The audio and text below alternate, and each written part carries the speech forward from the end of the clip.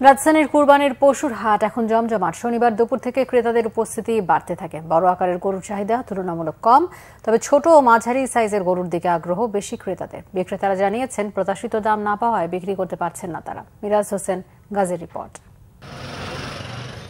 দেশের বিভিন্ন অঞ্চল থেকে বিক্রেতারা কদিন আগেই এসেছেন ঢাকার অস্থায়ী পশুর হাটগুলোতে। নানা জাত ও আকারের গরু নিয়ে ক্রেতাদের অপেক্ষায় তারা। রাজধানীর কমলাপুর পশুর হাটে শনিবার দুপুরের পর থেকেই বাড়তে থাকে ক্রেতাদের আনাগোনা।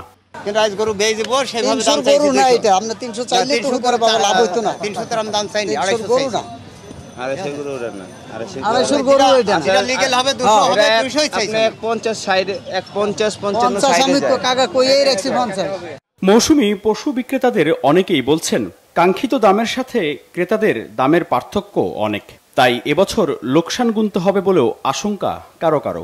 যে গরু লাখ 1.5 লাখ 1,70,000 কিনা সেই গরুর দাম বলে 1,20,000 1,10,000 বেচতে পারি নাই।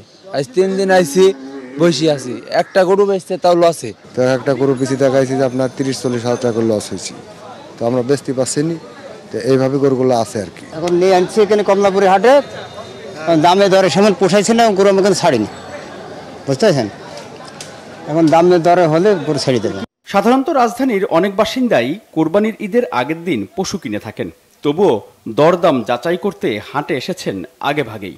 যা পরিস্থিতি দেখা যাচ্ছে 30-40 হাজার টাকা একটা গ্যাপ রয়ে যাচ্ছে, ওই সামান্যর কারণে ওনারাও ছাড়ছে না, আমরাও নিতে পারছি না, এটাই হচ্ছে বাস্তবতা। যেগুলো দেখা যায় যাদের একটু বড় গরু তাদের ক্ষেত্রে দাম তুলনামূলক রিজনেবল, কিন্তু যাদের এই একটু মিডিয়াম সাইজের গরু, এই গরুগুলোকে আরো বেশি তারা দাম চাচ্ছে, যেটা আসলে সবার জন্য কষ্ট হয়ে যাচ্ছে।